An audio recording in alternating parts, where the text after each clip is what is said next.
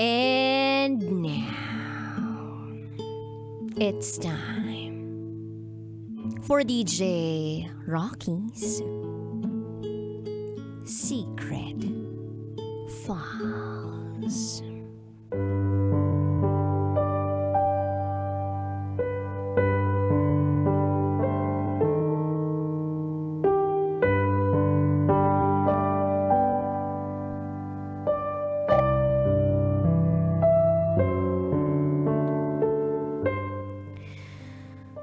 Noong iwan kita,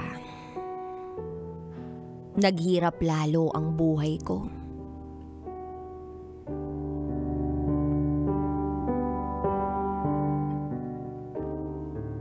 Hi, DJ Rocky. Ako ulit ito. Si Rain. Gusto ko lang ulit mag-update sa mga naging kaganapan sa pamilya ko. Mula noong umere ang secret file ko sa programa mo noong March 16, 2023 at noong April 27, 2023. Muli, ito ang aking secret file. Kung maaalala ninyo, DJ Rocky, hindi naging maganda ang relasyon namin ng papa ko simulat sa pool. Noong umuwi siya dito sa Pilipinas noong 2020 galing abroad, akala ko ay magiging magandang kabanata sa buhay ko ang kanyang pamamalagi sa tahanan namin. Pero noong unti-unti ko na siyang nakasama sa bahay, naglabasan ang mga biyak sa pagiging mag-ama namin. Nagkaroon kami ng hindi pagkakaunawaan. Sa kabila ng pang-uunawa ko sa attitude niya, maging sa takbo ng pag-iisip niya. Minsan pa nga, nalagay sa alanganin ng buhay niya noong ma-stroke siya. Kahit may samaan kami ng loob sa isa't isa, pinili ko pa ring alagaan siya. Kasi wala namang ibang aakay sa kanya sa aming magkakapatid. Dahil ako lang naman ang maaasahan ng pamilya namin. Yung iba kong kapatid, may mga kanya-kanya ng buhay. At ako na lang ang hindi pa bumubukod. Kaya inalagaan ko pa rin ang papa ko. Akala ko talaga mas makakaramdam siya ng appreciation sa akin bilang anak niya na nasa tabi niya kahit sa mga panahong hirap siya. Pero hindi pa rin nabago ang pagtingin niya para sa akin. Masama pa rin akong anak. Kahit naman sunod-sunuran ako sa mga gusto niyang ipagawa sa akin, alam ko pa rin na hindi ko pa rin makukuha ang loob niya. Alam kong may mali, pero kahit anong isipin ko, hindi ko makita ang dahilan kung bakit ang bigat-bigat ng loob niya sa akin sa kabila ng lahat ng pagmamalasakit ko sa kanya. Eto ako ngayon. Ilang buwan na akong wala sa poder ng papa ko. Dahil hindi na tuluyang gumanda ang relasyon naming mag-ama. Nagdesisyon na lang akong bumukod. Nakatira na ako sa bahay ng ate ko dito sa Cavite. Kinailangan niya akong patuloyin sa kanila. Kasi nga, hindi na maganda ang trato sa akin ng papa ko. Magmula noong nanirahan ako dito sa bahay ng ate ko, napansin kong hindi na ako nakapag-ipon para sa sarili ko. Samantalang noong ako pa ang nagbabayad ng bill sa bahay namin sa Quezon City, kinakaya ko. Noon, halos 10,000 yung kaya kong kitain. Nakakapagbayad pa ako ng hulugan para sa motor ko, sa internet, sa kuryente, kahit nga pangkain ko. Kasya pa sa dati kong kinikita. Minsan, hindi pa tapos ang isang buwan, lampas 10,000 na ang kinikita ko. Halos hindi ako noon problemado sa finances ko. Kaso ngayong andito na ako sa poder ng ate ko, hirap akong kumita. 2,000 na nga lang ang inuobliga sa akin ng ate ko na iambag sa bahay nila buwan-buwan. Hirap pa rin ako. Sa ngayon, tapos na rin akong bayaran ng motor ko. Wala na akong hinuhulugan. Pero gipit pa rin ako pagdating sa sarili kong kita. Bakit kaya ganun? Ginagawa ko naman yung paraang alam ko para kumita. Pero hindi na ngayon sumasapat. Isa pa sa mga napansin ko ay noong lumipat ako dito sa ate ko. Nagloloko na yung motor na ginagamit ko bilang rider. Halos tuwing linggo, laging may sira. Napipilitan tuloy akong gumastos para ipaayos ang motor. Kaso pag may naaayos, meron namang bagong nasisira. Nakakaumay. Kaya minsan naisip ko na itigil ko na lang itong pagiging rider ko.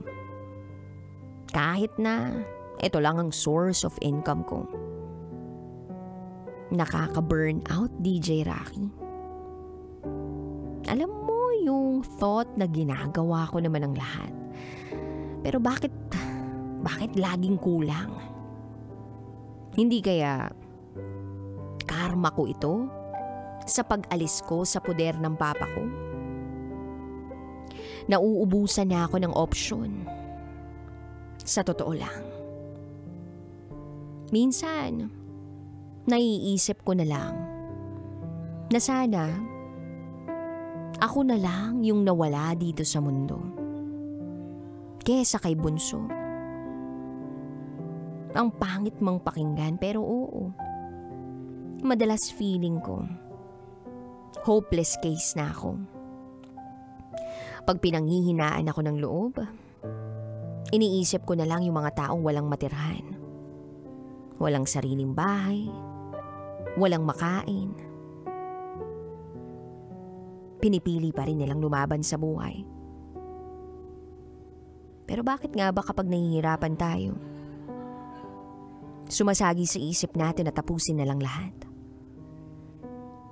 Alam ko, kasalanan itong tumatakbo sa isip ko. Nasukuan na lang itong letseng buhay na to kasi pagod na ako. Pero madalas kasi, wala na akong magawa. Wala rin akong ibang maisip na paraan kung papaano ko itutuwid ang buhay ko sa paraang hindi ko nararamdamang pabigat ako sa pamilya ko. Pabigat ako sa mundo. Gusto kong lumaban para sa mama ko. Pati na rin sa mga pamangkin ko. Para sa kanila. Sila yung nagsisilbing lakas ko. Kahit sa totoo lang, gulong-gulo na ako sa buhay ko. Nawala akong nararating hanggang ngayon. DJ Rocky, nagsulat ako ngayon para kahit papano'y mailabas ko ang saloobin ko. Hindi na rin kasi ako nagsasabi sa mga kaibigan ko. Kasi alam kong pagod na sila sa paulit-ulit kong kwento. Yung tipong alam nila yung problema ko at bibigyan naman nila ako ng matinong advice. Pero wala pa rin akong magawa. Ano mo yun? Ganito pa rin. Paulit-ulit. Pabalik-balik lang ang mga takbo ng mga problema sa isip ko. Madalas ganyan ako. Wala akong pinagsasabihan ng suliranin ko. mas pinipili ko na lang tumahimik. Ngayon naiisip ko kung uuwi ba ako ng Laguna para doon na lang ako magtrabaho o babalik na lang ako sa papa ko. Hindi sa pinangungunahan ko yung papa ko, pero alam kong sasabihin niya, aalis-alis ka tapos babalik ka rin naman pala dito? Lakas mong magmalaki pero hindi mo naman pala kaya. Pag nahirapan ka, dito pa rin sa akin ang bagsak mo. Gusto kong patunayang kaya ko. Pero kung paano, hindi ko pa alam. Pasensya na DJ Rocky, kung sobrang negative ng sulat ko today. Ang dami ko na rin kasing what ifs. What if tinuloy ko ang karir ko sa Dubai dati? What if hindi na lang ako umuwi dito sa Pilipinas? Namimiss ko yung dating ako. Yung version na sobrang tapang. Na walang susuko ang problema. Yung dating ako na nakikipagsapalaran sa ibang bansa. I miss that person. Kaso ngayon, mukhang hindi ko na mahanap uli yung dating ako. Nagbago tayo eh. Dala na ng mga nangyari. Nakakamiss lang talaga noon. Sa kabila ng lahat, iniisip ko na lang na ang swerte-swerte ko pa rin. Kasi may bahay pa rin akong natutuluyan. May kinakain pa rin ako. Araw-araw ko yun ipinagpapasalamat. Nagpapasalamat din ako sa mga kaibigan ko na sobra akong iniintindi. Lalo na kung marami at mabibigat ang mga problema ko sa buhay. Alam ko na mas maraming dahilan para manatiling positibo ang pananaw sa buhay. Sabi mo pa nga, DJ Rocky, pag stress ka sa buhay, look at the brighter side. Tingnan mo ko.